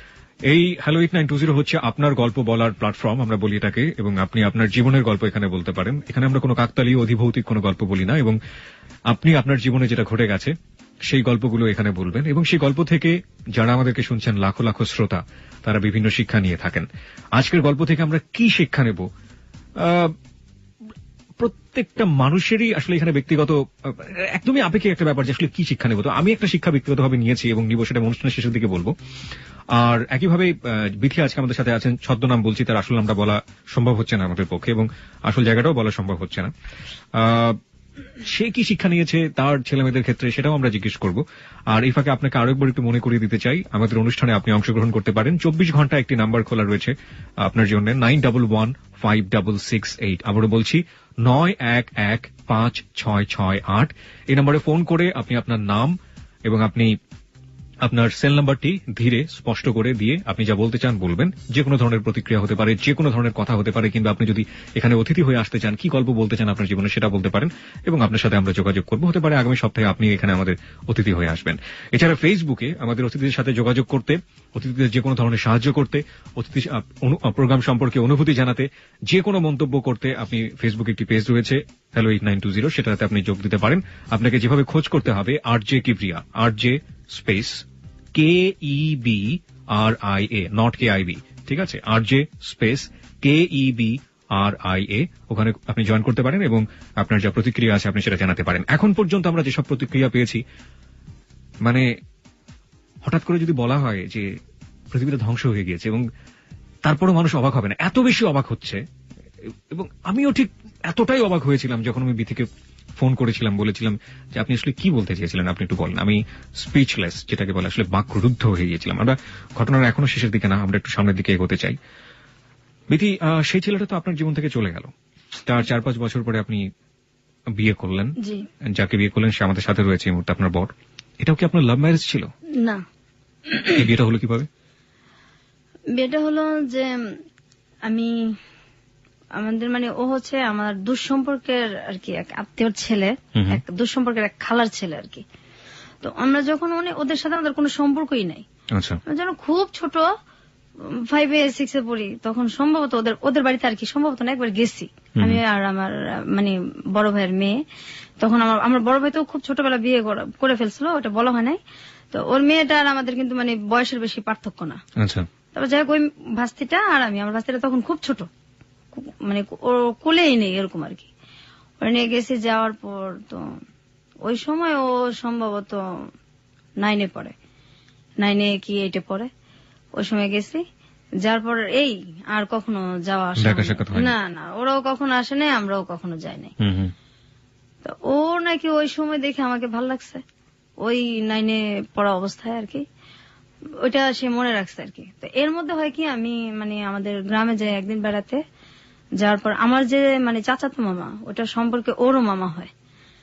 তো ওই মামা আমাকে আর কি বলতেছে যে তোমাকে মুখ আর কি আত্মীয়র ওই মানে ওর পরিচয়টা দিছে। আমি তো চিনি না, কারণ আমি ছোটবেলায় একবার গেছি।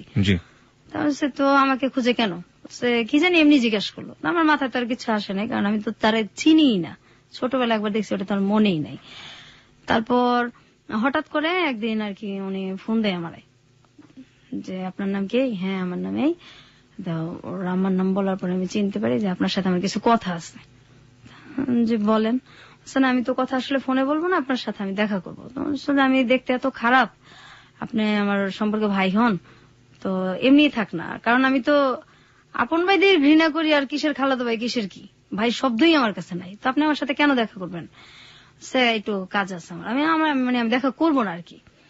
তারপর অনেক দিন আমাকে অনেক দিন ফোন করছে, প্রায় 2 মাসে ফোন করার পরে, খুব রিকোয়েস্ট করার পরে তারপর আমি ঠিক আছে আমি দেখা করবো আপনার সাথে। তারপর আমি দেখা করছি, করার পর উনি বলছে যে আমি আসলে আপনাকে তো সেই ছোটবেলা দেখছি, তো আমি তখন থেকে ঠিক করে রাখছি আমি বিয়ে করলে আপনাকে করবো। বলছে না আমাদের ভাই বিয়ে করা যাবে না, আমি বিয়েটা করবো না, কারণ বিয়ের শব্দটাও ঘৃণা করি। ছোটবেলা ওই যে আমার একবার বিয়ের ইয়েটা হয়েছে, তারপর থেকে বিয়ের শব্দটাও ঘৃণা করি, আর আমি এগুলির মধ্যে নাই, আর বিয়েটা করবো না। আর আমার আব্বা তো বিয়ের টাকা খরচ হবে, বিয়ের মধ্যেও নাই, আর আমার তো তখন বিয়ের না, আমার তখনও আমি কাঁদতেছি যে আমি পড়বো, পড়াশোনা করবো। হ্যাঁ, আমার যে পড়া গ্যাপ গেছে, আমার যে একটু বয়সটা বাড়ছে, ওইটা আমার কিচ্ছু যায় আসে না, লজ্জাও লাগে না। আমি মেন হলে আমি পড়বো, তখন আমি পড়ার জন্য কাঁদতেছি যে কেউ যদি আমার সাহায্য করে তখন আমি পড়বো। তেমন যে আপনি যদি পড়তে চান তা ঠিক আছে আমি পড়াবো, কিন্তু আমি আপনাকে বিয়ে করবো। ঠিক আছে আপনি বিয়ে করবেন, আমি তো বিয়েটা করবো না, এরকম কথাটা তো বলে চলে আসি, আর কথা হয় না। তো উনি আমার অনেকদিন ফোন দেয়, ফোন দিতে থাকে। এক পর্যায়ে আমি আমার ফোনটা সিমটা আমি চেঞ্জ করে ফেলি। আমার ওই মামা তো আমার গ্রামে আমার ওই মামা আমার ফোন নাম্বার গুলি তো সবসময় নিত, ওনার সাথে আমার সবসময় কথা হতো। ওনার আমি বলছি যে আপনি ওনাকে কিন্তু কখনো আমার নাম্বারটা দিবেন না। তখন আমার ওই মামা ওরে কি করে, আমার মামার আবার ও খুব ইয়ে করে বলে বোঝায়, তারপর ফোন নাম্বারটা দেয়। দেওয়ার পরে ও বলতেছে, খুব কান্নাকাটি করছে, আপনি ফোন চেঞ্জ সিমটা চেঞ্জ করলেন, আমার তো আপনার সাথে কথা ছিল, আপনি এরকম করেন না। পরে আমি দেখেন আমি বিয়ে করবো না। অনেক রিকোয়েস্টের পরে তখন আমি বলছি যে আমি এরকম একটা মেয়ে, আমি আপনার বিয়ের যোগ্য না। তো বলছে আমি আপনার যোগ্য না, কারণ আমাদের দিক থেকে আর্থিক অবস্থায় ওরা মোটামুটি একটু কম আর কি, আর আমি যে ধরনের ছেলে পছন্দ করি আপনি সেটার মধ্যেও পড়েন না, আমি বিয়ে করবো না। আমি বিয়ে যদি করি আমার যেমন পছন্দ এমন করবো না, আমি করবো না। আবার এদিক দিয়ে খুব চিন্তা করতেছি যে যদি সে আমার সত্যি পছন্দই করে, বিয়ে করতেই চায়, তাহলে আমার এটা শোনার পরে যদি সে ভালো লাগে তাহলে আমি চিন্তা করে দেখবো। কারণ আমিও এইভাবে আর বাঁচতে পারতেছিলাম না, আমার আর এইভাবে বাঁচা সম্ভব না। আমি এর মাঝে একবার এন্ডিল 2 বার মুখে নিয়ে আমি ফালাই দিছি, একবার ছোটবেলা আবার বড় হইয়া আত্মহত্যা করতে গিয়েছিলেন। তারপর আমি মাঝখানে আমি কিন্তু নেশাও করতাম, এটাও আমার বলা হয় নাই। আচ্ছা, কি নিতেন আপনি? আমি ফেন্সিডিল খাইতাম, আমার এক বান্ধবীর সাথে প্যাথেডিনও নিতাম। প্যাথেডিন পেতেন কোথায়? আমার ওই বান্ধবী নিয়ে আসতো। এগুলো নিতেন কেন? ভাল লাগতো না, বাসায় ভাল লাগতো না থাকতে।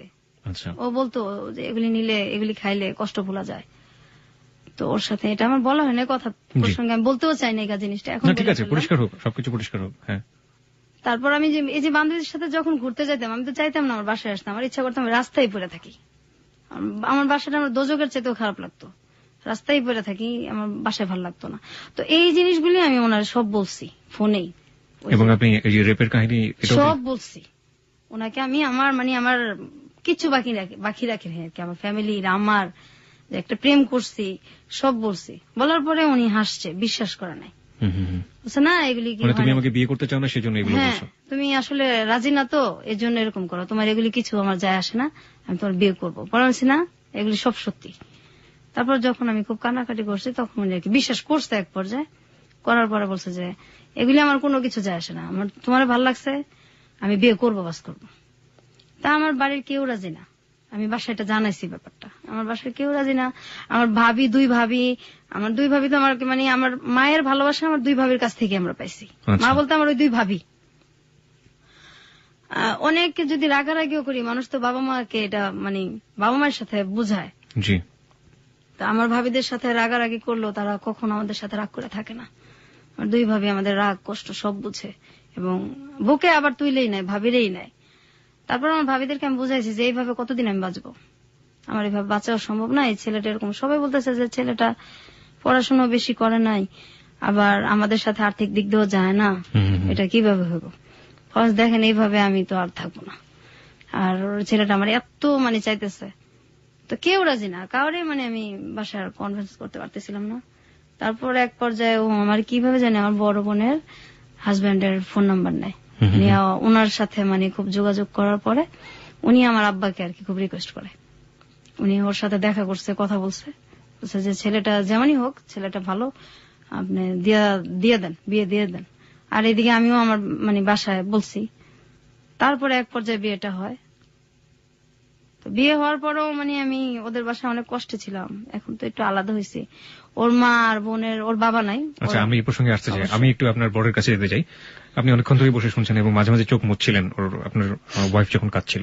আপনি যে এই যে ব্যাপারগুলো জানলেন এবং জানার পরেও আপনি ওকে বিয়ে করেছেন, সাধারণত এরকম হয় না, যেমন যাকে সে 2 বছর ধরে লাভ করেছে এবং সেই ছেলেটাও জীবন থেকে চলে গেছে এটা শোনার পরে, এবং কোনো প্রশ্নও করে নাই যে আসলে কি, জাস্ট কেটে পড়ার জন্য সে বলেছে অন্য একটা ছেলেকে মেয়ে লাভ করেছে। তো আপনি কেন তাকে বিয়ে করলেন? আমি করলাম তার কারণ হচ্ছে আমি আসলে তাকে ভালোবাসি, ছোটবেলা থেকে দেখছিলাম একবার, তারপর থেকে আমার মনের মধ্যে ওর জন্য একটা জায়গায় তৈরি হয়েছে। তো যে কথাগুলো ও আপনাকে বলছে, আপনি যখন মানে প্রথম যখন কথাগুলো আমাকে বলছে, আমি তো বিশ্বাস করতে পারিনি। এটা বিশ্বাস করার কথা না, কারণ বাবা মা এরকম হয় বা ভাইরা এরকম করতে পারে, এটা তো ভাবাই যায় না। আমি প্রথমে শুনে তো প্রথমে এটা আমি ওইভাবে নেই না, আমি প্রথম বুঝতে পারছি যে ও আমাকে পছন্দ করে না, বিয়ে করতে চাচ্ছে না, এই জন্য হয়তো আমাকে মিথ্যা কথা বলতেছে। যখন এক পর্যায়ে খুব কান্নাকাটি করলো, সত্যি কথাগুলো মানে বুঝাইতে পারলো, তখন আমি তো মানে নিজেই হতভম্ব হয়ে গেছি, এটা কি করে হয়, আপন ভাই। এগুলি তো আমি পরে বললাম যে দেখো ওইটা একটা অ্যাক্সিডেন্ট বা একটা দুঃস্বপ্ন মনে করতে পারো তুমি, ওইটা নিয়ে আমার কোনো মাথা ব্যথা নেই, কারণ এখানে তোমার কোনো দোষ ছিল না, তুমি পরিস্থিতি শিকার। ওইটা আমার কিছু যে আসে না, আমি তোমাকে ভালোবাসি, যে কোনো কিছু বিনিময়ে তোমাকে চাই। ভাইদের মুখোমুখি যখন আপনি হন, আপনার ফিলিংসটা কি হয়? সে তো আপনাকে বলে বোঝাতে পারবো না। যদি আল্লাহ তাআলা আমাকে ক্ষমতা দিত, এই বিচার মনে আমি নিজে হাতেই করতাম। আচ্ছা বিধি, আপনার কাছে একটু আসি। আপনি এখন আপনার সেই বাপের বাড়িতেই আছেন এবং আপনি নিচতলায় থাকেন সম্ভবত, রাইট? হ্যাঁ, এটা আমি যে কয়েক মাস আগে আসছি। আমি তো অসুস্থ। কেন আসছেন? আসছি, আমি খুব অসুস্থ থাকি। আমার মানে ওই যে আমার শরীরের যে থাইরয়েড, এটা সম্পূর্ণ শুকিয়ে গেছে। টেনশনে আমার ডায়াবেটিস হয়েছে, আবার হাই প্রেশার হয়েছে, এত অল্প বয়সে, সব টেনশনের কারণেই হয়েছে। তো মাঝে মাঝে এত অসুস্থ হয়ে পড়ি যে আমি মানে রান্না বান্নাও করতে পারি না, এরকম অবস্থা হয়। তো কাছে থাকলে আমার 2টা ভাবি আছে, ওনারা খুব ভালোবাসে, ওনারা আমাকে দেখে। আপনারা যে বাসাতে থাকেন সেখানে কি আপনাদেরকে ফুল ফ্যাসিলিটি মানে যে সুযোগ সুবিধাগুলো দেওয়া হয়, মানে আপনার শ্বশুর কি দেয় সুযোগ সুবিধাগুলো? না না না, আমার ভাইদেরকে যেভাবে দেখতো আগে থেকে ওইভাবেই দেখে। আর আমি তো এই বাসাটা যে ভাড়া নিছি, আমাকে ভাড়াও দিবেন আমার বাবা। মানে আপনাকে ভাড়া দিতে হয় নিজের বাড়ি? অবশ্যই। আমার ভাইরা থাকে 2 ফ্ল্যাট নিয়ে, ভাইরা 2টাও থাকে। তারা কারেন্টের বিলও দেয় না বা ভাড়া তো প্রশ্নই আসে না, যেখানে বিলটাই তাদের কাছ থেকে নেওয়া হয় না, কিন্তু আমার কাছ থেকে সবই নেওয়া হয়। এবং আমি যে ভাড়াটা নিছি এটা অনেক রিকোয়েস্ট করে নিছি, আমার আব্বা আমাকে ভাড়াও দিবে না, আমি খুব রিকোয়েস্ট করে, খুব কান্নাকাটি করে তারপর ভাড়াটা নিছি, আমাকে দিবে না এখানে ভাড়া। আর আমার ভাইরা তো বলছে অনেক আগে যে মানে আমি একদিন বলছিলাম যে ওদেরকে দিলে আমাদেরকে দিবেন না, এখন তো আমরা বড় হয়েছি, এত কষ্ট এখনো দেন, আপনিও তো একসময় মারা যাবেন। আমার ভাইরা বলছে যে এই চোখ 2টা উঠায় ফেলবো আর তাই না ছাদের মধ্যে রোদ্রে দিয়ে রাখবো, এই বাসার তুই কে, কোনো কথা বলতে পারবি না এই বাসায়, আর এই বাসার তোরে আর মানে আর আমার ছোট বোনটারে কিছু দেওয়া হবো না, কে তোরা, কে এই বাসার। আমার আব্বার সামনেই বলছে। আরে আমার আব্বার সামনে এটা তো নতুন কিছু না, আগে থেকে তো এর চেয়ে তো অনেক কিছুই হয়েছে। আপনি এখন আগের চেয়ে অনেক স্বাবলম্বী বলতে পারি, কারণ আপনার হাজবেন্ড আছে যে সবকিছু জানে, আপনাকে লাভ করে, আপনার হাজবেন্ড রোজগার করে, তার রোজগারের পাশে আপনাদের সংসার চলে, সুতরাং আপনি আপনার বাবার উপর ডিপেন্ডেন্ট না। এখন যদি আপনাকে বলা হয় যে আপনি আইনের দ্বারস্থ হন এবং আইনের দ্বারস্থ হয়ে আপনার যে অধিকার সেটা আপনি আদায় করে নেন, আপনি সেটা করবেন? না, আমি করতে পারবো না, কারণ তাহলে আমার যে ভাইরা এই সমস্ত কাজগুলি করছে তারা মোটামুটি ভালো ফর্মে আছে, তো আমার হাজবেন্ডকে হয় মেরে ফেলবে, না হয় আমাকে মেরে ফেলবে, আমি থাকতে পারবো না, বাঁচতেও পারবো না।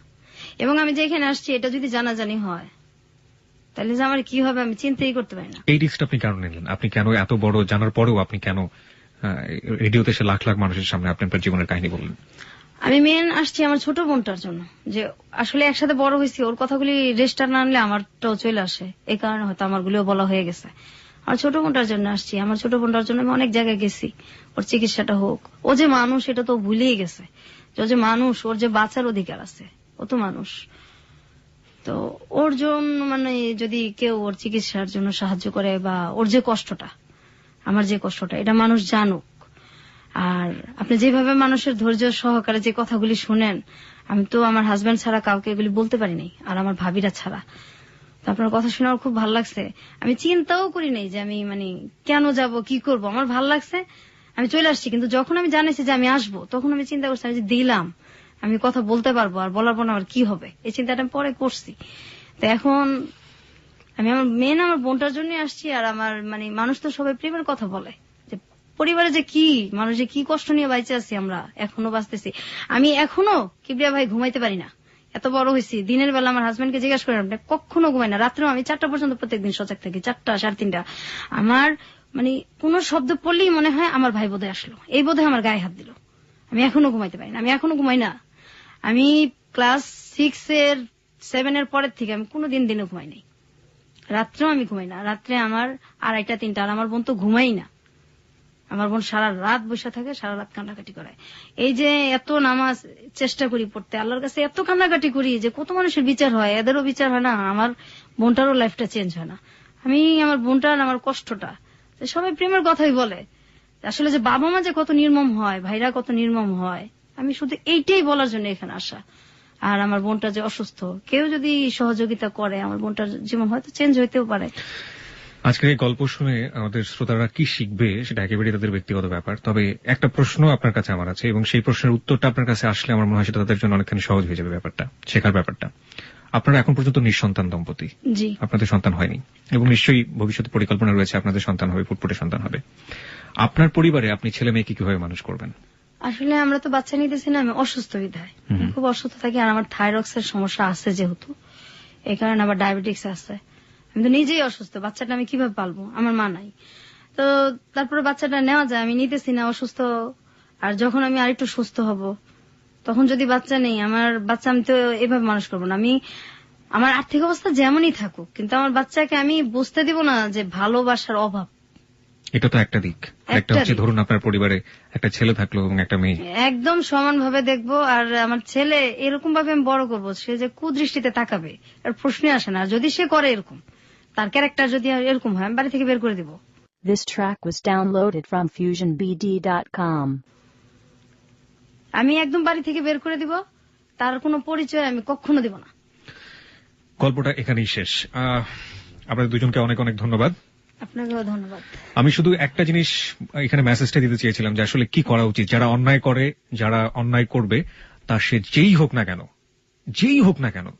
নিজের সম্পর্কের হোক বা যেই হোক না কেন, অন্যায়ের বিচারটা যেন সেখান থেকে হয়।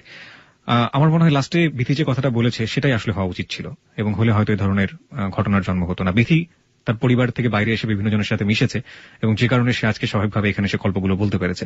কিন্তু বিথির যে বোনটি এসে আমাদের এখানে গল্প বলতে পারেনি, সে হচ্ছে রিয়েল ভিক্টিমাইজ, আমরা যেটাকে বলি, যে এত বড় সাইকোলজিক্যাল পেশেন্ট হয়ে গিয়েছে, এবং যার সুস্থতার জন্য আসলে কখনো কোনো লাটিম ঘুরতে দেখলে খেয়াল করবে এটি একেবারে স্থির হয়ে ঘোরে না, এটি কিছুটা টলমল করে ঘুরতে থাকে। পৃথিবীর অক্ষও ঠিক সেরকম, লাটিমের মাথা টলমল করে ঘুরতে ঘুরতে তার মাথার উপরে শূন্য একটা কাল্পনিক বৃত্ত তৈরি করে, আবার সে তার আগের জায়গায় ফিরে আসে। ঠিক সেরকম পৃথিবীর অক্ষ প্রতি 26,000 বছরে মহাকাশীয় গোলাকারের গায়ে একটা বৃত্ত তৈরি করে, আবার আগের জায়গায় ফিরে আসে। পৃথিবীর উত্তর মেরু যে বিন্দু বা নক্ষত্র বরাবর থাকে সেটাকে আমরা ধ্রুবতারা বলি। দেখা যাচ্ছে ধ্রুবতারা নামে ধ্রুব হলেও সেটা আসলে পৃথিবীর অক্ষের পরিবর্তনের কারণে সময়ের সাথে পাল্টাচ্ছে। পৃথিবীর অক্ষের অগ্রগতি বলা হয়। বর্তমানে পৃথিবীর উত্তর মেরু পোলারিন নক্ষত্রকে নির্দেশ করে বলে, সেটাই